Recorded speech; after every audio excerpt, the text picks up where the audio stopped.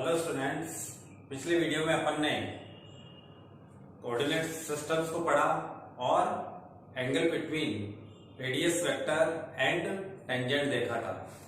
आज अपन angle between two polar curves लेते हैं। Angle between two polar curves,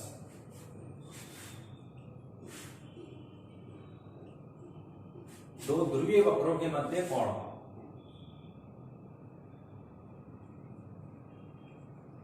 वक्रों के मध्य कोण ये देखने वाले। देखिए, 12th क्लास में आपने दो कार्तीय वक्रों के मध्य कोण देखा था। उसके अंदर एक कर्व दूसरे कर्व को अगर इंटरसेक्ट करता है तो पॉइंट ऑफ इंटरसेक्शन निकाला जाता है। पॉइंट ऑफ इंटरसेक्शन पर दोनों की टेंजेंट ड्रॉ की जाती है। तो angle between to curves, angle between to tangent हो जाता है। तो ये एंगल अपने को यहाँ पर निकालने को मिला था, जिसमें अगर ये थीटा होता है तो tan theta equal to f dash x plus g dash x minus 1 plus f dash x into g dash x। ये किसमें था बेटा? क्लास 12th में था। ठीक है, तो ये तो है पोलर कर्व्स के लिए, पोलर कार्टेशियन कर्व के लिए। तो y equal to F X एक कर्व था और y equal to G X दूसरा कर्व था। तो इन दोनों टेंजेंट का स्लोप निकाल लिया था अपन ने। इससे dy बाई डी एक्स से इसका स्लोप आ गया था और इससे dy बाई डी एक्स से इसका स्लोप आ गया था। और इस फॉर्मूले के ब्याज पर अपन ने क्लास 12th में दो कार्टेशियन कर्व के बीच में एंगल निकाला था। और उसमें दो स्पेशल केस भी थे कि अगर थीटा 0 हो जाता है तो दोनों कर्व क्या हो जाते हैं? पैरेलल। और दोनों पैरेलल हो जाए तो ये 0 होने पर f dash x equal to g dash x हो जाता है। ये केस फर्स्ट था। केस सेकंड में थीटा की वैल्यू 90 डिग्री, मतलब कि दोनों कर्व क्या होते हैं? एक दूसरे के परपेंडिकुलर होते हैं। तो परपेंडिकुलर होते हैं तो थीटा की वैल्यू 90 होने पर इसकी वैल्यू 1/0 हो जाएगी। और 1/0 हो जाती है तो ये टर्म 0 से इक्वेट होती है, यानी प्राइम कंडीशन क्या बनती है? f dash x into g dash x equal to -1। ये दो कर्व के परपेंडिकुलर होने की कंडीशन थी। अब अपन जो है इसमें दो पोलर कर्व्स के बीच में एंगल देखना चाहते हैं। तो दो पोलर कर्व लेंगे अपन। लेट द कर्व्स आर, दो कर्व लेने अपने को। तो एक तो ले लेते हैं बेटा r equal to F theta और दूसरा ले लेते हैं r equal to G theta. ठीक है, अब दोनों के बीच में एंगल कब बनेगा? जब वो दोनों एक दूसरे को इंटरसेक्ट करेंगे। तो मान लीजिए कि एक कर्व ये है, ये वाला, ठीक है, और दूसरा कर्व अपन ये बना देते हैं। ये हो गया सेकंड वाला कर्व। ठीक, ये हो गया बेटा इसका पॉइंट ऑफ इंटरसेक्शन। तो पॉइंट ऑफ इंटरसेक्शन पर अपन टेंजेंट ड्रॉ करेंगे तो पोलर कर्व्स के लिए पोलर टेंजेंट हो जाती है हमारे पास। और यहां पर भी एक टेंजेंट खींचेंगे तो दोनों कर्व की पोलर टेंजेंट्स हो गई है। अब अपन बेटा मान लेते हैं कि पॉइंट ऑफ इंटरसेक्शन जो है वो पी आर थीटा है। पोलर कर्व्स है तो पी आर थीटा अपन ने यहां पर क्या मान लिया? इसका पॉइंट ऑफ इंटरसेक्शन मान लिया। तो बेटा अगर पॉइंट ऑफ इंटरसेक्शन मान लिया तो आर और थीटा को रिप्रेजेंट करते हैं। तो इसको एक किसी फिक्स पॉइंट से मिला देते हैं जो कि इसका पोल होता है। और ये अपन कह देते हैं इनिशियल लाइन ओ एक्स। ठीक, तो ये हो जाएगा हमारे पास में आर और ये एंगल हो जाएगा थीटा। ठीक है, और पिछले वीडियो में अपन ने क्या देखा है कि टेंजेंट और रेडियस वेक्टर के बीच में जो एंगल होता है उसको फाई कहते हैं। तो यहां पर एक टेंजेंट नहीं है, दो टेंजेंट है। तो एक टेंजेंट ये है, ये रेडियस वेक्टर के साथ में जो एंगल बना रही है उसको बेटा अपन बोल देते हैं कि ये φ1 है। उसमें अपन ने फाई किया था, यहाँ पर tan फाई का फॉर्मूला डेराइव किया था अपन ने r over dr over d theta, या जिसको अपन ने लिखा था r d theta over dr। ठीक है, तो ये इस टेंजेंट के साथ में रेडियस वेक्टर कितना एंगल बना रही है, फाई 1। तो इस टेंजेंट के साथ में ये जो दूसरा एंगल बनाएगी इसको अपन कह देते हैं बेटा फाई 2। इसको क्या कह दिया मैंने, फाई 2 कह दिया है। क्लियर। अब दोनों पोलर कर्व्स के बीच में एंगल वही एंगल होगा जो इस पॉइंट ऑफ इंटरसेक्शन पर ड्रॉन दोनों टेंजेंट के बीच में एंगल होगा। तो इन दोनों टेंजेंट के बीच में एंगल ये हो गया हमारे पास, इसको कह देते हैं कि ये फाई है। ठीक है, अब अपन अकॉर्डिंग टू डायग्राम देख सकते हैं कि फाई की जो वैल्यू है वो फाई 2 माइनस फाई 1 के इक्वल हो गई। तो फाई की वैल्यू क्या हो जाएगी हमारे पास में, फाई 2 माइनस फाई 1 हो जाएगी। ठीक है, ये मैंने फर्स्ट कर्व ले लिया, ये मैंने सेकंड कर्व ले लिया। ठीक है, अगर मैं इसको सेकंड कर्व ले लेता हूं और इसको फर्स्ट कर्व ले लेता हूं तो फाई की वैल्यू जो होगी वो किसके इक्वल हो जाएगी, फाई 1 माइनस फाई 2 के इक्वल हो जाएगी। ठीक, अब देखिए यहां पर फाई जो है फाई 2 में से फाई 1 माइनस करके निकाले या फाई 1 में से फाई 2 माइनस करके निकाले, डिपेंड किस पर करता है कि बड़ा कौन है। तो फाई इज इक्वल टू क्या हो जाएगा हमारे पास में, फाई 1 माइनस फाई 2। इस तरीके से लिख सकते हैं अपन कि इसके दो रिजल्ट होंगे। क्या दो रिजल्ट होंगे कि ये फाई 1 माइनस फाई 2 होगा जब फाई 1 जो है ग्रेटर देन फाई 2 हो। ठीक है, और इसी को अपन क्या लिख सकते हैं बेटा, फाई 2 माइनस फाई 1 लिख सकते हैं जब फाई 2 फाई 1 से बड़ा हो।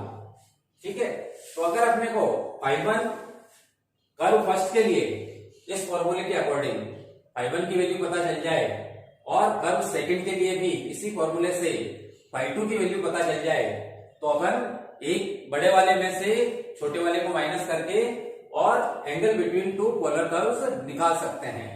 ठीक है, मान लो कि ये वैल्यूज आपको नहीं मिलती है, फाई 1 नहीं मिलता है और फाई 2 नहीं मिलता है, तो उस केस में अपन को क्या करना है कि ये जो रिलेशन है इसके बीच में मैं दोनों साइड में tan लगा देता हूं।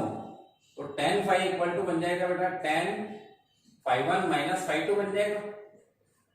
अब इसको tan a माइनस b के फॉर्मूले से खोल देते हैं। तो tan phi 1 minus tan phi 2 over 1 plus tan phi 1 tan phi 2 बन जाएगा। तो ये tan फाई की वैल्यू के लिए फॉर्मूला बन गया। ये वही फॉर्मूला है जो आपने 11th क्लास में सीखा था, angle between two lines. Angle between two lines में अपन ने tan थीटा का फॉर्मूला पढ़ा था, m1 minus m2 over 1 plus m1 m2। और आपको याद हो तो हमने बेटा यहाँ पर मॉड भी लगाया था। मॉड क्यों लगाया था, क्योंकि या तो अपन इससे वैल्यू निकालते हैं या फिर हम इससे वैल्यू निकालते हैं। तो एक एंगल तो इससे आ जाता है, दूसरा एंगल इससे आ जाता है। कौन से दो एंगल बेटा, अगर ये एक एंगल ये बन रहा है तो दूसरा एंगल ये भी बनेगा। इसी एंगल को अपन क्या कह सकते हैं, पाई माइनस फाई कह सकते हैं, कह सकते हैं। तो वहां पर जो फॉर्मूला था वो वही फॉर्मूला यहाँ पर है angle between two polar curves के लिए, दो ध्रुवीय वक्रों के मध्य कोण के लिए आप इस फॉर्मूले को यूज करेंगे। कब यूज करेंगे, जब आपको फाई 1 और फाई 2 की वैल्यू डायरेक्टली पता नहीं चलती है। ठीक है, और अगर डायरेक्टली पता चल जाए तो इस फॉर्मूले से उन दोनों के बीच में एंगल निकाला जा सकता है। ठीक है, स्पेशल केस देखते हैं हम, जैसा कि अपन ने कार्टेशियन कर्व्स में देखा था। यहाँ पर एक कंडीशन ये होती है कि बेटा कर्व फर्स्ट जो है वो कर्व सेकंड के पैरेलल हो। कर्व सेकंड के एक वक्र दूसरे वक्र के समांतर हो। तो अगर दोनों समांतर होंगे तो उस केस में ये यूं हो जाएंगे कर्व, और इन पर ड्रॉन टेंजेंट कैसी हो जाएगी, पैरेलल हो जाएगी। और अगर पैरेलल हो जाती है तो फाई की वैल्यू क्या हो जाएगी बेटा 0, और फाई की वैल्यू 0 हो जाए तो tan फाई की वैल्यू tan 0 इक्वल टू 0 बन जाएगी। तो ये टर्म अगर 0 से इक्वेट हो जाती है तो अपन इसको 0 से इक्वेट करेंगे। अगर इसको 0 के इक्वल पुट किया जाए तो डिनोमिनेटर 0 नहीं हो सकता, इसलिए न्यूमरेटर को 0 से इक्वेट करेंगे। तो इसको अगर मैं 0 से इक्वेट करता हूं तो हमारे पास कंडीशन क्या बन जाएगी, tan phi 1 equal to tan phi 2, और करके हम कह सकते हैं कि phi 1 equal to phi 2। Mean to say कि जब कभी भी आपको दो कर्व्स को पैरेलल प्रूव करना हो, दो ध्रुवीय वक्रों को समांतर सिद्ध करना हो, तो कर्व फर्स्ट के लिए आप tan phi equal to r d theta over dr से tan फाई 1 की वैल्यू निकालेंगे। कर्व सेकंड के लिए भी इसी फॉर्मूले से tan फाई 2 की वैल्यू निकालेंगे, और देखेंगे कि अगर दोनों की वैल्यू सेम आ जाती है तो इसका मतलब ये प्रूव हो जाएगा कि वो दोनों कर्व्स क्या है, पैरेलल है। और कर्व सेकंड केस कि दोनों को अगर परपेंडिकुलर कर दिया जाए तो क्या होगा, तो बेटा अगर दोनों कर्व्स को परपेंडिकुलर कर दें तो दोनों टेंजेंट के बीच में फाई की वैल्यू जो है वो 90 डिग्री बन जाएगी। ठीक है, अगर ये 90 बन जाती है तो tan फाई की वैल्यू tan 90 जो कि इनफाइनाइट होता है, जिसको अपन कैलकुलेशन के लिए 1/0 लिख करके यूज करते हैं, तो यहां पर वैल्यू क्या बन जाएगी, उस केस में 1/0 बन जाएगी। तो ऊपर 1 हो गया, नीचे 0 हो गया, क्रॉस मल्टीप्लाई से ये 0 हो जाएगा और ये 1 से मल्टीप्लाई हो जाएगा। ओवरऑल क्या समझ में आया कि इसकी वैल्यू जो है वो 0 के इक्वल हो जाएगी। तो इसकी वैल्यू अगर बेटा 0 से के इक्वल हो जाती है तो अपन लिख सकते हैं tan phi 1 into tan phi 2 equal to -1। तो ये दोनों सेम ही केस है बेटा, जो एंगल बिटवीन टू लाइंस के लिए अपन ने जो दो केसेस देखे थे, m1 इक्वल टू m2 जब लाइन जो है वो क्या होती है, पैरेलल, और m1 m2 इक्वल टू -1 जब L1 परपेंडिकुलर होती है L2। तो इन दोनों से आप इजीली याद रख सकते हैं कि एंगल बिटवीन टू कर्व्स के लिए दो स्पेशल केस क्या होते हैं, एक तो पैरेलल का हो जाएगा और दूसरा परपेंडिकुलर का हो जाएगा। ऐसे आपको क्वेश्चंस करने पड़ेंगे। क्वेश्चन मिलेगा कि prove that given two curves are perpendicular to each other, यानी दो दिए गए वक्र जो है वो एक दूसरे के क्या है, लंबवत है। तो तीन तरह के क्वेश्चंस बनते हैं इस फॉर्मूले के व्याप पर। तीन तरह के कौन से क्वेश्चंस कि सबसे पहले तो आपको दो कर्व्स की पोलर इक्वेशंस देंगे, उन पोलर इक्वेशंस से आपको ये पूछा जाएगा कि उन दोनों पोलर कर्व्स के बीच में एंगल कितना है, तब अगर आपको ये फॉर्मूला यूज करना है।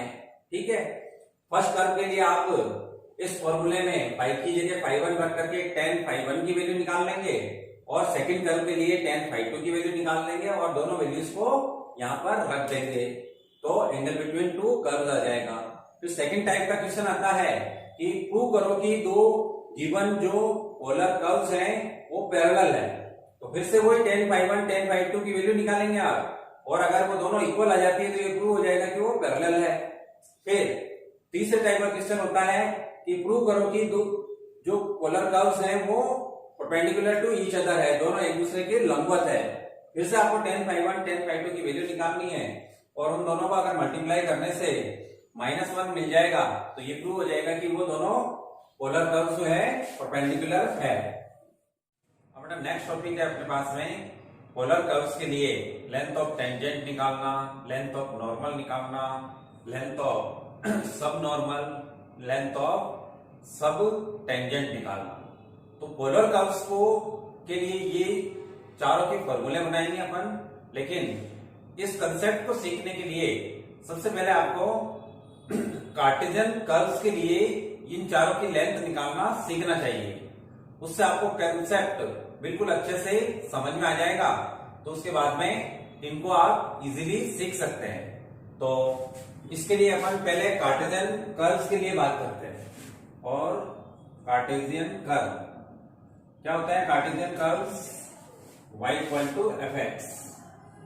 ठीक है, तो y इक्वल टू अगर बेटा अपने fx लिया है तो यहां पर देखिए एक इमेजिनरी कर्व बनाते हैं अपन, जैसे ये कर्व बना लिया अपन, ये कर्व हो गया हमारे पास में y equal to F X. किसी पॉइंट पर अपन जो है एक टेंजेंट ड्रॉ कर देते हैं, जैसे यहाँ पर एक टेंजेंट ले रहे हैं। तो बेटा 12th क्लास में आपने सीखा था कि कर्व पर ड्रॉन टेंजेंट जो है, जैसे इस पॉइंट को मैं पी एक्स वाई मान लेता हूं अगर, ठीक है, तो कर्व पर ड्रॉन टेंजेंट एक्स एक्सिस से पॉजिटिव डायरेक्शन में जो एंगल बनाती है उसको अपन एंगल शाई बोलते हैं। जहां पर टेन शाई जो होता है वो dy बाई dx के इक्वल होता है, जो कि स्लोप ऑफ टेंजेंट कहलाता है। क्लियर? अब अपन यहां पर क्या करने वाले हैं, टेंजेंट की लेंथ निकालना चाहते हैं, लेकिन टेंजेंट तो क्या है बेटा, इनफाइनाइट लेंथ की लाइन होती है, तो इसकी तो लेंथ डिफाइंड नहीं होगी। तो लेंथ ऑफ टेंजेंट के लिए क्या कहा गया कि जो पॉइंट ऑफ कांटेक्ट है, स्पर्श बिंदु, वहां से टेंजेंट एक्स एक्सिस को जहां पर काटती है, इंटरसेक्ट करती है, उस टुकड़े की लेंथ को लेंथ ऑफ टेंजेंट कहा जाता है। ठीक है, तो अपने को ये निकालनी होगी कि पीटी की लेंथ कितनी है। तो पीटी क्या होगी बेटा, यहां पर लेंथ ऑफ टेंजेंट होगी, लेंथ ऑफ टेंजेंट।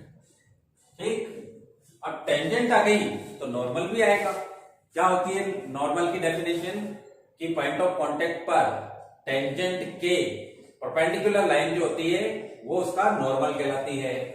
तो बेटा यहां पर अगर अपन परपेंडिकुलर लाइन बना देते हैं, ठीक है, तो ये हो गया इसका नॉर्मल। ये तो क्या हो गई, टेंजेंट, जिसमें पीटी है टेंजेंट की लेंथ, और ये हो गया बेटा नॉर्मल, हिंदी में जिसको अपन अभिलंब कहते हैं। ठीक है, और इन दोनों के बीच में जो एंगल होगा वो क्या कितना होगा, 90 डिग्री का एंगल होगा। अब मान लेते हैं कि ये नॉर्मल जो है एक्स एक्सिस को एन पॉइंट पर इंटरसेक्ट करता है, तो ये भी इनफाइनाइट लेंथ की है। तो ये जो बेटा पॉइंट ऑफ कांटेक्ट से एक्स एक्सिस का इंटरसेक्ट पॉइंट है, यानी पी एन, तो पी एन को अपन कहते हैं लेंथ ऑफ नॉर्मल। दो चीजें आ गई। अब लेंथ ऑफ सब टेंजेंट और लेंथ ऑफ सब नॉर्मल की बात करते हैं। तो ये जो पॉइंट ऑफ इंटरसेक्ट, ये पॉइंट ऑफ कांटेक्ट है, यहां से अगर आप बेटा परपेंडिकुलर ड्रॉ कर देते हैं, ये मैंने परपेंडिकुलर ड्रॉ कर दिया, ठीक है, इसको मैंने एम कह दिया मान लीजिए, तो अपने को निकालनी है अब अधः स्पर्शी और अधोलंब, उनकी लंबाइयां निकालनी है। तो ये है बेटा स्पर्शी की लंबाई। तो अगर अपन ऊपर से इसका प्रोजेक्शन एक्स एक्सिस पर देखते हैं तो अपने को टी एम मिलेगा, यानी इसका प्रक्षेप है। तो इस अधः स्पर्शी का प्रक्षेप टी एम एक्स एक्सिस पर है, उसी को कहते हैं अधः स्पर्शी की लंबाई। ठीक है, लेंथ ऑफ सब टेंजेंट। और ये है हमारे पास में पी एन, क्या है, अभिलंब की लंबाई। तो बेटा इसका एक्स एक्सिस पर जो प्रोजेक्शन है एम एन, उसको अपन कहते हैं अधोलंब की लंबाई, लेंथ ऑफ सब नॉर्मल। तो टी एम हो गया बेटा आपके पास में लेंथ ऑफ सब टेंजेंट। ठीक, और एम एन जो है वो है आपके पास में लेंथ ऑफ सब नॉर्मल। ठीक, अब इन चारों की अपने को वैल्यूज निकालनी है। तो इन चारों की वैल्यूज निकालने के लिए, जैसे बेटा यहां से मैंने परपेंडिकुलर ड्रॉ किया है, तो ये y हो गया, क्लियर, और ओ एम जो है वो x हो जाएगा यहां से यहां तक। ठीक है, अब अगर मुझे पीटी की लंबाई निकालनी है, मान लीजिए, है ना, पीटी की लेंथ निकालनी है, तो मेरे पास नॉन वैल्यू है y और नॉन एंगल है बेटा शाई। तो एक राइट एंगल ट्राइंगल बन गया, क्योंकि हमने परपेंडिकुलर ड्रॉ किया है। तो राइट एंगल ट्राइंगल अगर बन गया है, तो एक साइड अगर पता है तो हम दोनों साइड को निकाल सकते हैं शाई की हेल्प से। तो बेटा यहां पर देखिए आप इन राइट एंगल ट्राइंगल कौन सा देखना है बेटा आपको, TMP। इस TMP में अगर ये एंगल है तो ये इसका परपेंडिकुलर हुआ, और ये राइट एंगल है तो ये हाइपोटेनियस हुआ, तो ये बेस हो गया। तो एक तो अपने को क्या निकालनी है, PT, ठीक है। किसकी हेल्प से निकालनी है, y की हेल्प से। तो बेटा PT ओवर PM करते हैं, यानी क्या करते हैं अपन, यहां पर करेंगे अपन हाइपोटेनियस ओवर परपेंडिकुलर। क्या होता है हाइपोटेनियस ओवर परपेंडिकुलर, साइन का उल्टा कोसेक, और एंगल क्या है बेटा साई, तो कोसेक साई हो गया। क्लियर। क्या है हाइपोटेनियस, PT है, और P क्या है, परपेंडिकुलर क्या है, y है, तो ये y आ गया, और यहाँ पे क्या हो गया, कोसेक साई हो गया। तो यहां से आपको PT की लेंथ तो देखने को मिल रही है y कोसेक साई। अब मुझे कोसेक साई को dy बाई dx की टर्म्स में कन्वर्ट करना है, तो जाहिर सी बात है कि हम कोसेक को tan की टर्म्स में लेकर के आते हैं। तो बेटा कोसेक को tan की टर्म्स में लाया जा सकता है क्या, कोसेक किसका रिश्तेदार होता है, कोट का होता है, किससे, 1 plus cot square theta equal to होता है कोसेक स्क्वायर थीटा। और चूंकि अपन यहाँ पर लेंथ निकाल रहे हैं इसलिए पॉजिटिव रूट लेते हैं, तो कोसेक थीटा की जगह अपन क्या लिख सकते हैं बेटा, under root 1 plus cot square theta लिख सकते हैं। तो ये लिख दिया अपन ने under root 1 plus cot square psi. लेकिन वैल्यू किसकी है मेरे पास में, tan साई की। तो tan साई, तो कोट को आप बना दो 10, बिल्कुल इजीली बना सकते हैं, y under root 1 plus 1 over tan square psi हो गया। अब बेटा tan साई की वैल्यू dy बाई dx यहां पर रख देते हैं, तो y under root 1 plus 1 over dy by dx का क्या हो जाएगा बेटा, ये स्क्वायर हो जाएगा। इसी को अपन कहते हैं लेंथ ऑफ टेंजेंट। तो PT की वैल्यू निकल गई अपने पास में। अब बनाते हैं अपन PN की वैल्यू, सॉरी ये PT निकल गई, तो इसी ट्राइंगल में अपन TM की वैल्यू निकाल सकते हैं, TM ओवर y कर देते हैं, ठीक है। तो क्या होगा देखिए, इसी राइट एंगल ट्राइंगल में अपन क्या करते हैं, अब TM की वैल्यू निकालना चाहते हैं, जो कि बेस है, और नॉन वैल्यू है हमारे पास में y यानी परपेंडिकुलर है। तो अब क्या करते हैं अपन, बेस ओवर परपेंडिकुलर। अब बेस ओवर परपेंडिकुलर क्या होता है, कॉट, तो ये बन जाएगा कॉट साई। अब कॉट साई बन गया, तो बेस तो है मेरे पास में बेटा TM, और परपेंडिकुलर क्या है, y है, और कॉट है तो कॉट को तो आप tan बना सकते हो इजीली, 1 ओवर tan साई बन जाएगा। अब TM की वैल्यू, तो TM इक्वल टू क्या हो गया, y over dy by dx बन गया। तो ये आ गया हमारे पास में लेंथ ऑफ सब टेंजेंट। अब बात करते हैं कि एक तो मुझे ये वैल्यू चाहिए PN यानी लेंथ ऑफ नॉर्मल चाहिए, और एक वैल्यू चाहिए MN यानी लेंथ ऑफ सब नॉर्मल चाहिए, ठीक है। तो इस राइट एंगल ट्राइंगल में अपने को आना पड़ेगा। अब देखिए इस राइट एंगल ट्राइंगल में भी y अपने को नॉन है, तो एक एंगल को फाइंड आउट किया जाए। कैसे निकालें, ये बेटा साई है, ये 90 का है, और ये पूरा 90 का है। इस ट्राइंगल के अंदर अगर ये साई है और ये 90 है, तो ये 90 माइनस साई हो जाएगा, एंगल क्या होगा, 90 माइनस साई हो जाएगा। फिर ये पूरा क्या है, 90 का, तो ये क्या हो जाएगा, अगर ये एंगल इतना सा टुकड़ा जो है 90 माइनस साई बन गया है, तो 90 में से इसको माइनस कर दूं मैं, तो ये मिल जाएगा मुझे, यानी क्या बनेगा 90 माइनस साई, यानी क्या बन जाएगा साई। कहने का मतलब ये साई है तो ये भी साई हो गया। क्लियर। अगर ये साई हो गया है तो इसके सामने की साइड को आप परपेंडिकुलर मान लीजिए, यहाँ 90 का एंगल है तो ये हाइपोटेनियस हो गया, तो ये बेस बन जाएगा, ठीक है। तो हाइपोटेनियस ओवर बेस करेंगे तो अपने को PN की वैल्यू मिल जाएगी, और perpendicular over hypotenuse, perpendicular over base करेंगे तो अपने को mn की वैल्यू मिल जाएगी। तो देखिए निकालते हैं। आपके कौन सा राइट एंगल ट्राइंगल लेंगे अपन? P M N in right angle triangle P M N. इसकी लेंथ दिखाना चाहते हैं जो कि हाइपोटेनियस है, इसकी लेंथ पता है y जो कि बेस है, तो अपन क्या लगाएंगे? Hypotenuse over base. अब बेटा हाइपोटेनियस ओवर बेस क्या होता है? सेक हाइपोटेनियस क्या है हमारे पास में? Pn और बेस क्या है बेटा? y। तो इधर हो गया सेक साइड, तो Pn की वैल्यू क्या मिल जाएगी अपने को? y सेक।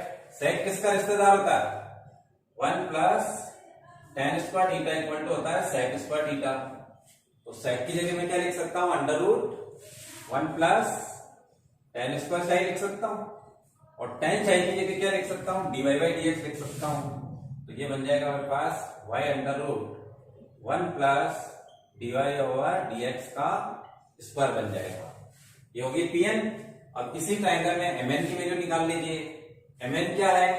परपेंडिकुलर और बेस अपने को पता है, तो अब अपन क्या लगाएंगे? Perpendicular over base.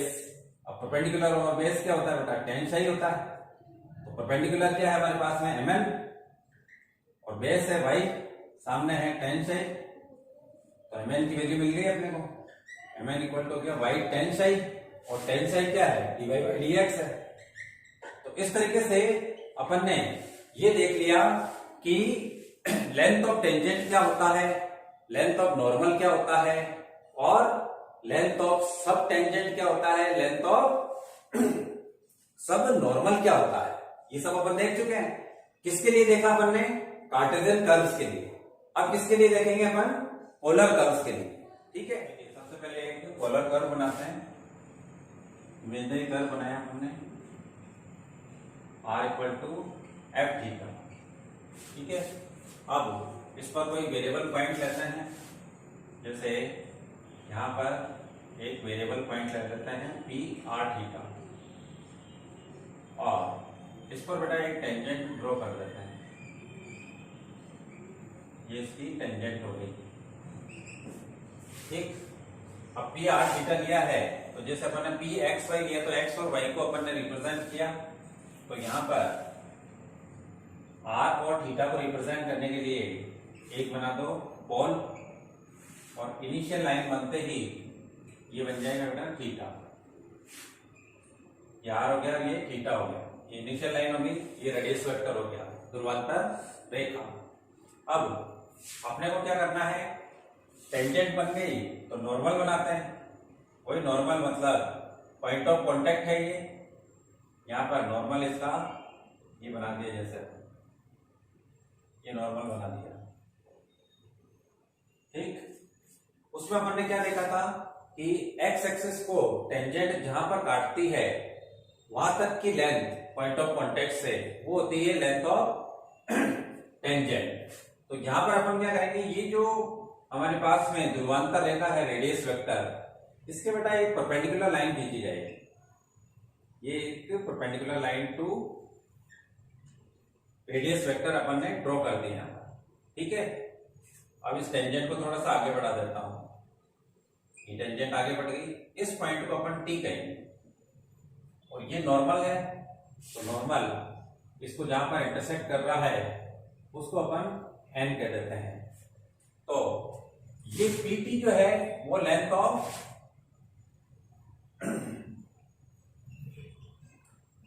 टेंजेंट है।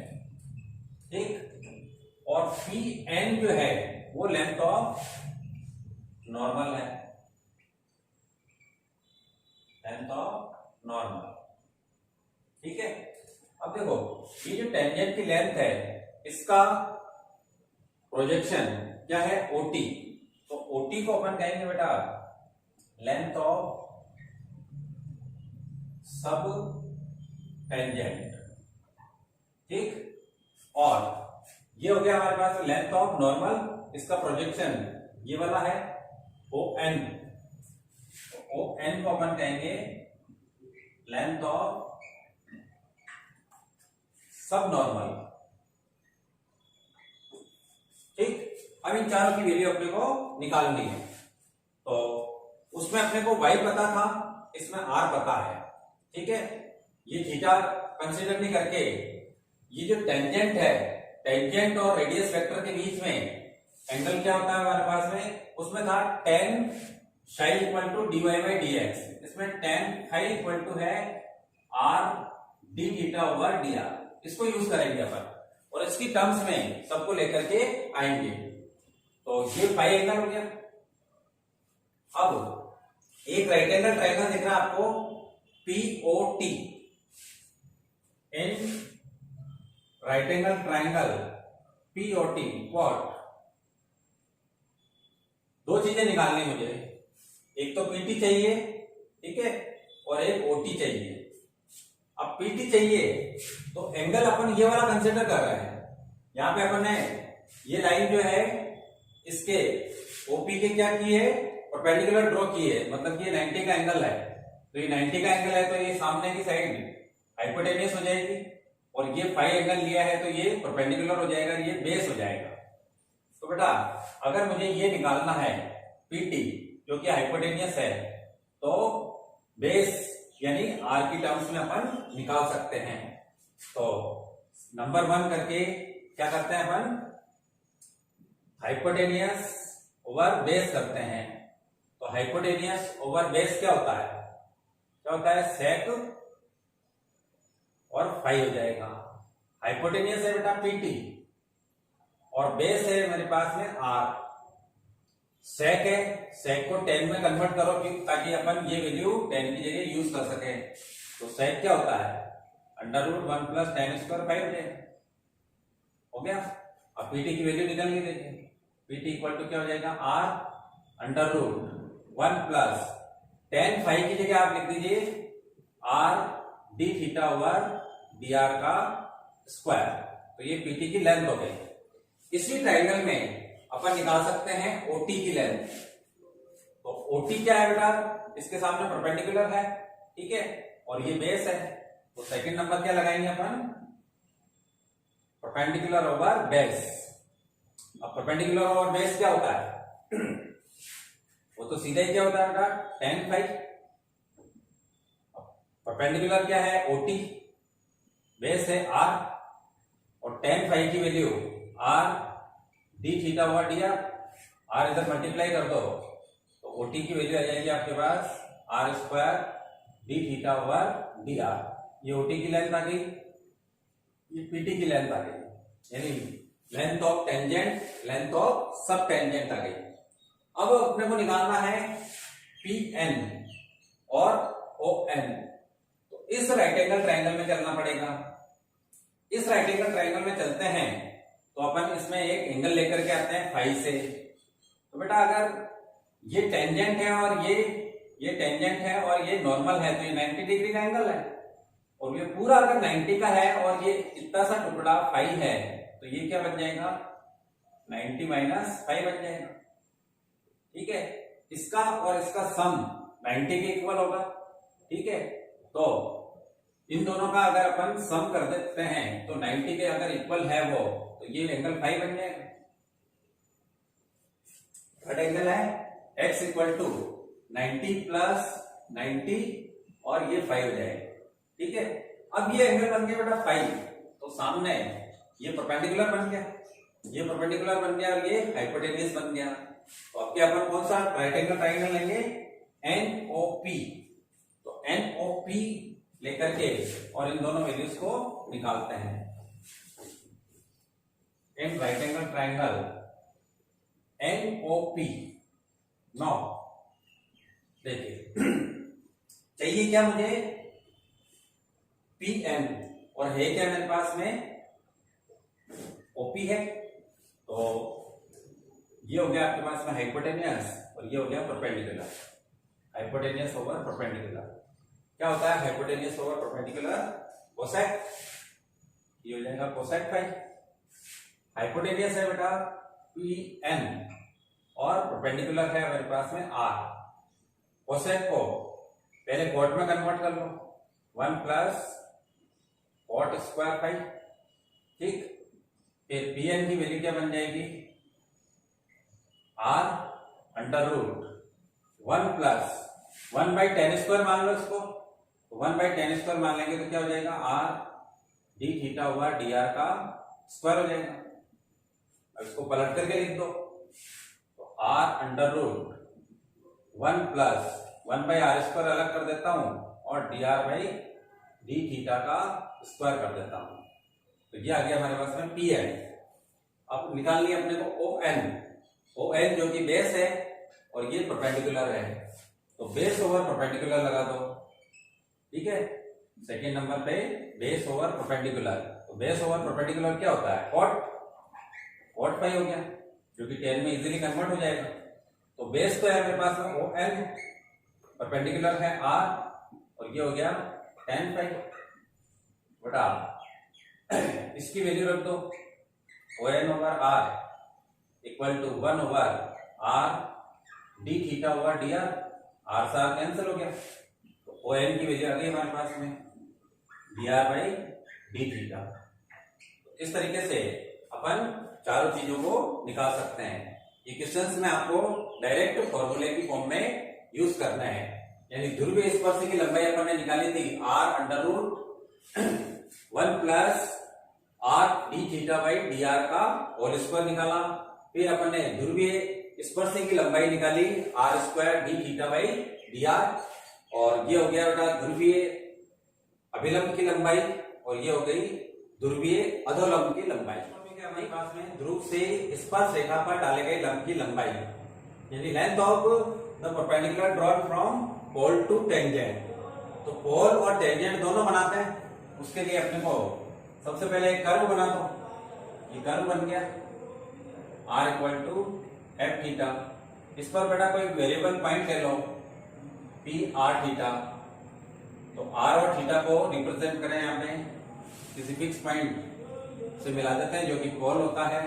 ये हो गया बेटा इसकी इनिशियल लाइन, तो इनिशियल लाइन रेडियस वेक्टर से जितना एंगल बनाती है वो थीटा हो गया, और ओपी की लेंथ हो गई हमारे पास में r, ठीक है। हमारा टारगेट क्या है, ध्रुव से स्पर्श रेखा पर डाले गए लंब की लंबाई निकालनी है। तो ध्रुव तो है हमारे पास, स्पर्श रेखा कहाँ है, इसी पॉइंट पर एक स्पर्श रेखा बना दीजिए, ये एक स्पर्श रेखा बन गई, ठीक है। अब इस पर पोल से एक परपेंडिकुलर ड्रॉ करो, तो यहां से उस पर एक परपेंडिकुलर ड्रॉ कर रहे हैं, इसको अपन नाम दे देते हैं, जैसे टी दे दिया, ठीक है, या एम दे दो,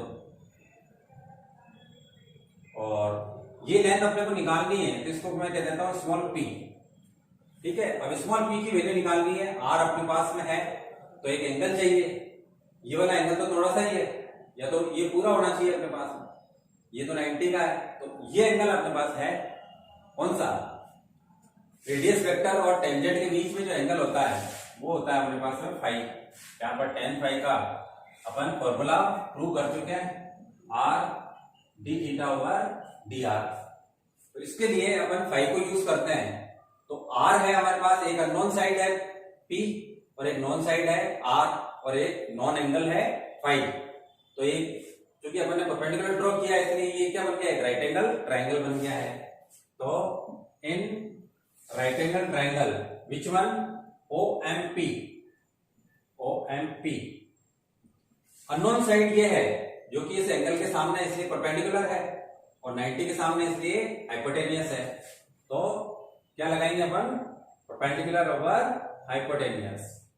क्या होता है बेटा, परपेंडिकुलर ओवर हाइपोटेनियस साइन होता है, तो साइन फाई हो गया। परपेंडिकुलर क्या है, स्मॉल p, हाइपोटेनियस क्या है, स्मॉल r, इक्वल टू हो गया साइन फाई। तो p की वैल्यू क्या मिल गई मुझे, p इक्वल टू मिल गया r साइन फाई। एक रिलेशन तो ये हो गया, p क्या है, length of the perpendicular drawn from pole to tangent, वो p की वैल्यू इस तरीके से निकाली जाती है, ठीक है। फाई की वैल्यू तो आप जो गिवन कर्व होगा उससे tan फाई की वैल्यू निकाल करके और sin फाई की वैल्यू निकाल सकते हैं, ठीक है। r तो r ही रहेगा। फिर इसका दूसरा फॉर्म भी यूजफुल होता है, वो देखते हैं। अगर मैं इसको 1/p लिख देता हूं तो ये बन जाएगा 1/r sin फाई बन जाएगा। अब मैं अगर इसको स्क्वायर बोथ साइड कर दूं तो 1/p square equal to 1/r square 1/sin square phi हो गया। अब मुझे साइन स्क्वायर को tan में कन्वर्ट करना है तो साइन किससे रिलेशन बनाता है? तो साइन नहीं बनाता है तो आप इसको क्या मान लेंगे? कोसेक स्क्वायर मान लो। कोसेक स्क्वायर तो बनाता है कॉट से, तो इसको कोसेक स्क्वायर लिख देता हूं मैं। और कोसेक स्क्वायर की जगह क्या लिख दूंगा? 1 प्लस कॉट स्क्वायर लिख दूंगा। ठीक, इन दोनों को अगर मैं मल्टीप्लाई कर देता हूं 1/p स्क्वायर की value 1/r square plus 1/r square, और यहां पर हो जाएगा बेटा कॉट है तो कॉट को अपन क्या लिख देंगे? 1/tan स्क्वायर फाई लिख देंगे। और tan फाई की वैल्यू ये वाले पुट कर देते हैं 1/r square plus 1/r square, और ये हो जाएगा इसका square r square D theta over dr का स्क्वायर हो गया। क्लियर? तो 1/r स्क्वायर प्लस ये हो जाएगा 1/r की पावर 4, और इसको उल्टा करके लिख दे रहे हैं तो dr/d थीटा का स्क्वायर हो जाएगा 1/p स्क्वायर। तो एक रिलेशन ये तो ध्यान में रखना ही रखना है, ये वाला भी रिलेशन आपको ध्यान में रखना है। अब रेयर केस में एक केस ऐसा होता है जिसके अंदर अपने को 1/r को u लेकर के और आगे बढ़ना होता है, तो वो रिमार्क में सीख लीजिए। रिमार्क है हमारे पास में if 1/r is equal to u let करते हैं अपन, ठीक है, तो जहां पे 1/r आ रहा है वहां पर u लिख देंगे, तो इसकी वैल्यू निकाल लेते हैं dr/d थीटा की। तो बाई में क्या है? थीटा है, तो इसको डिफरेंशिएट कर लेते हैं विद टू थीटा। तो 1/x का क्या होता है? -1/x स्क्वायर होता है, वैसे 1/r का क्या हो जाएगा? -1/r स्क्वायर, और r का क्या हो जाएगा? dr/d थीटा, और इसका हो जाएगा बेटा du/d थीटा। ठीक है, अब dr/d थीटा का यहाँ पे क्या है? स्क्वायर है, तो स्क्वायर बोथ साइड कर दो, तो ये प्लस हो जाएगा, और 1/r की पावर 4 dr/d थीटा का होल स्क्वायर बन जाएगा। ठीक है, स्क्वायर किया है इसलिए du/d थीटा का होल स्क्वायर बन गया। तो अब ये जो रिलेशन है वो किस में कन्वर्ट हो गया? 1/p square equal to 1/r square plus 1/r की पावर 4 dr/d थीटा का स्क्वायर की जगह 1/r की जगह अपन u ले लेते हैं। ठीक है, और ये होल टर्म किसमें कन्वर्ट हो जाएगी? du/d थीटा में, du/d थीटा का स्क्वायर हो गया। तो ये थर्ड फॉर्म हो गया इसका। तीनों फॉर्म हो गए हमारे पास, p equal to r sin phi, ठीक है, और 1/p square equal to 1/r square 1/r की पावर 4 dr/d थीटा का स्क्वायर, और अगर आप 1/r equal to u use करते हैं तो ये थर्ड फॉर्म इसकी हो जाएगी। नेक्स्ट टॉपिक है अपने पास में पेडल इक्वेशंस। पेडल इक्वेशंस बेटा आपने को कार्टेशियन के लिए भी निकालनी है और पोलर के लिए भी निकालनी है। तो सबसे पहले तो एक लाइन की बेटा डेफिनेशन देख लीजिए। Relation between small p and r और a curve is called pedal equation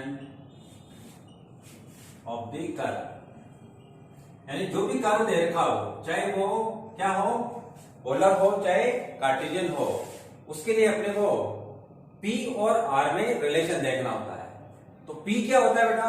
अगर पोलर कर्व है तो पोल से अपन टेंजेंट पर ड्रॉन परपेंडिकुलर की लेंथ देखेंगे, ठीक है, और अगर वो कार्टेशियन कर्व होगा तो ओरिजिन से टेंजेंट पर ड्रॉन परपेंडिकुलर की लेंथ होगी।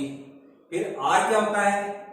पोलर कर्व है तो R equal to F theta में R तो होता ही होता है, ठीक है, और अगर अपने पास में कौन सा कर्व हो? कार्टेशियन कर्व हो, तो अपन ने ये सीखा हुआ है कि पोलर को कार्टेशियन में और कार्टेशियन को पोलर में कैसे चेंज किया जाता है। तो उसमें अपन ने देखा था कि r² equal to x² plus y² होता है। तो पहले अपन देख लेते हैं for polar curves. Polar curves, तो पोलर कर्व्स में एक तो कर्व होगा हमारे पास में given curve, let it be r equal to F theta, या क्या हो सकता है theta equal to g r form का हो सकता है, या फिर f of r comma theta equal to 0 हो सकता है। उसको एक इक्वेशन बना लेना है, ठीक है। और फिर आपको क्या करना है, एज अभी अपन ने देखा कि P equal to R sine five, जिसका सेकेंड फॉर्म क्या था हमारे पास में 1 upon P square equal to 1 upon are square plus 1 upon are की power 4 D R by D theta का स्क्वायर था। ये दूसरी इक्वेशन। गिवन कर्व जो होगा उसको एक इक्वेशन बनाना है और ये रिलेशन डायरेक्ट आपको यूज करना है। इन दोनों के बिहाफ पर from 1 and 2 eliminate theta, theta को आपको एलिमिनेट कर देना है। देन ऑब्टेन रिलेशन, जो अपने को एक रिलेशन मिलेगा एलिमिनेशन ऑफ थीटा से, ऑब्टेन रिलेशन इसमें between P and R will be pedal equation of given curve. तो जो गिवन कर्व होगा उसकी पेडल इक्वेशन बन जाएगी। तो देखिए ये प्रोसेस है, तो प्रोसेस है तो इसको एक एग्जांपल से अपन आगे बढ़ाते हैं ताकि आपको ये बात समझ में आ जाए। एक एग्जांपल लेते हैं, जैसे आपकी बुक का ही एक क्वेश्चन ले रहे हैं अपन, एक पोलर कर्व लेते हैं अपन। Question find pedal equation of, एक कर्व दे रखा है जो कि कार्डियोइड होता है, आगे जाकर के आप पढ़ोगे r equal to a 1 plus cos theta. इसको एक इक्वेशन बना लिया, ठीक है। As p equal to r sine phi, और एक रिलेशन और होता है 1 upon P square equal to 1 upon are square plus d by D theta का होल स्क्वायर, ठीक है। ये दूसरी इक्वेशन बन गई। अब इन दोनों के बिहाफ पर अपने को थीटा को एलिमिनेट करना है। तो बेटा इसमें P है, R है, तो क्या एक्स्ट्रा टर्म है dr बाई डी थीटा। तो dr बाई डी थीटा की वैल्यू अपन इस कर्व से निकाल सकते हैं। तो अगर मैं इसको डिफरेंशिएट कर लेता हूं विद रिस्पेक्ट टू थीटा, तो R का क्या हो जाएगा बेटा dr बाई डी थीटा, ए 1 का 0 cos थीटा का माइनस साइन थीटा हो गया। यहाँ पे किसकी वैल्यू चाहिए अपने को, dr बाई डी थीटा का होल स्क्वायर, तो होल स्क्वायर बना लो, होल स्क्वायर इक्वल टू हो जाएगा a square sine square theta. तो यहाँ पे रख देते हैं 1 upon are square plus 1 upon are की पावर 4 और a square sine square theta, ठीक है। लेकिन अभी भी थीटा तो एलिमिनेट नहीं हुआ ना, आर और पी तो चलेगा, वो तो पहले भी था, फिर से थीटा है हमारे पास। तो इस थीटा को, साइन थीटा को अपन रिप्लेस कर सकते हैं यहाँ से कॉस की वैल्यू बना करके। वहां से हम कॉस की वैल्यू बना लेंगे, 1 upon are square plus a square over are की पावर 4 और साइन स्क्वायर की जगह लिख देते हैं 1 minus cos square theta. From 1 cos theta की वैल्यू बनाओ, क्या बनेगी, पहले ए इसके नीचे आएगा, फिर 1 इधर आ जाएगा, तो आर ओवर ए माइनस 1 मिल जाएगा। मिल गया। कॉस स्क्वायर की वैल्यू बना लो, तो कॉस स्क्वायर की वैल्यू क्या बन जाएगी बेटा, इसका स्क्वायर कर दो तो R square over A square plus 1 minus 2 are over A बन जाएगा। अब ये वैल्यू यहाँ पे पुट कर दो। अच्छा यहाँ पे माइनस भी है, तो माइनस है तो क्या हो जाएगा 1 माइनस कॉस स्क्वायर थीटा की वैल्यू बन जाएगी 1 माइनस, यानी ये इधर चला जाए और ये इधर आ जाए, तो ये सब क्या हो जाएंगे 1 minus are square over A square minus 1 plus 2 are over a. 1 minus cos square theta की वैल्यू रख देता हूं, ए स्क्वायर ओवर आर की पावर 4 और ये वैल्यू बन गई मेरे पास 1 minus are square over A square. अच्छा ये 1 तो 1 से कैंसिल हो गया, ठीक है ना, तो वहां 1 से 1 कैंसिल हो चुका है, तो 2 are over A minus are square over A square हो जाएगा। अब इसको अंदर मल्टीप्लाई कर लो, तो ए स्क्वायर ओवर आर की power 4 into 2r over A minus A square over are की पावर 4 आर स्क्वायर ओवर ए स्क्वायर। तो यहां पे देखिए ये कैंसिल हो गया और यहाँ पे पावर 2 बन जाएगी 1 अपॉन आर स्क्वायर प्लस ए के कैंसिल हो जाए, एक आर कैंसिल हो जाए तो 2a ओवर आर क्यूब बन जाएगा माइनस ये हो गया 1 अपॉन आर स्क्वायर हो गया, ये इससे कैंसिल कर दो और करके क्या मिला अपने को 1 upon P square equal to 2a over r cube मिला। तो p और r में रिलेशन आ गया, देखिए p स्क्वायर इससे मल्टीप्लाई हो जाएगा तो 2ap square equal to r cube. ये बेटा इसकी पेडल इक्वेशन बन गई, किसकी, इस कर्व की। तो ऐसे बनानी होती है अपने को pedal equation of polar curves, ठीक है। अब देखते हैं अपन कार्टेशियन कर्व के लिए।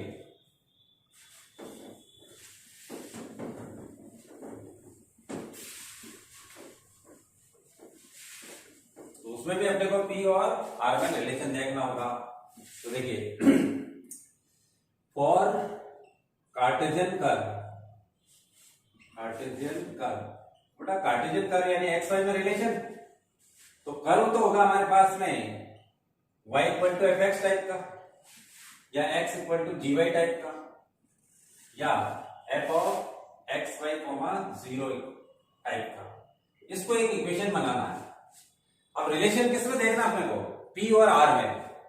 तो s x और y से r कैसे आता है, r square equal to x square plus y square, इसको दूसरी इक्वेशन बनाना है।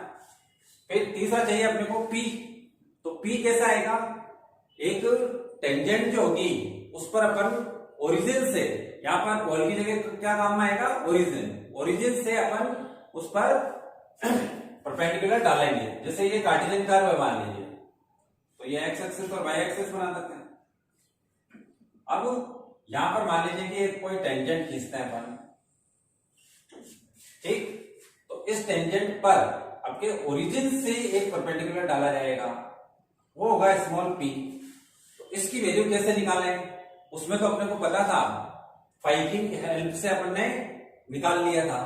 तो ये जो p है बेटा ये कैसे निकालें, इसके लिए मान लो कि ये एक वेरिएबल पॉइंट है small x y, point of contact है, और इसका वेरिएबल पॉइंट मान लीजिए कि कैपिटल एक्स वाई है, ठीक है। तो इसकी जो इक्वेशन है टेंजेंट की इक्वेशन वो आपने पढ़ी थी 12th क्लास में, क्या होती है, y माइनस वाई वन। तो y माइनस वाई वन की जगह y माइनस वाई हो जाएगा इक्वल टू फिर स्लोप ऑफ टेंजेंट यानी dy बाई dx और x माइनस स्मॉल x हो जाएगा। तो ये जो गिवन कर्व से अपन dy बाई dx की वैल्यू निकाल करके इस पर रख देंगे, तो ये बेटा एक इक्वेशन बन जाएगी। और इक्वेशन बन गई तो फिर अपन p की वैल्यू बना सकते हैं। p की वैल्यू के लिए आपको 10th क्लास वाला कंसेप्ट काम में लेना है।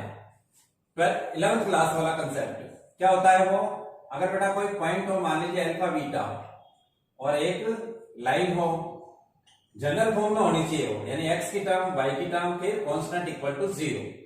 तो यहां से ड्रॉन परपेंडिकुलर PM कैसे निकालते हैं, इसका x कोऑर्डिनेट x की जगह रख दो, y कोऑर्डिनेट y की जगह रख दो। तो a alpha plus b beta plus c over under root x के कोफिशिएंट का स्क्वायर प्लस y के कोफिशिएंट का स्क्वायर से, ठीक है। तो इक्वेशन 1, इक्वेशन 2 और टेंजेंट के इक्वेशन से अपने को एलिमिनेट करना होगा। उसमें अपने थीटा को एलिमिनेट किया, इसमें एलिमिनेट करना होगा अपने को x एंड y, x और y दोनों ही हट जाने चाहिए, ठीक है। स्मॉल p जो है इस फॉर्मूले के भी आप पर निकाल लेंगे और r की value x square plus y square से निकाल लेंगे। तो यहां से अगर अपन x और y को एलिमिनेट करेंगे तो अपने को p और r में रिलेशन मिल जाएगा, वही उसकी कार्टेशियन कर्व की पेडल इक्वेशन होगी। तो ये सारी थ्योरी हो गई लेक्चर 1 पहले आपको दिया जा चुका है, लेक्चर 2 ये हो गया। अब लेक्चर 3 में आपको इस थ्योरी से रिलेटेड क्वेश्चंस करवाए जाएंगे। ठीक है, टिल देन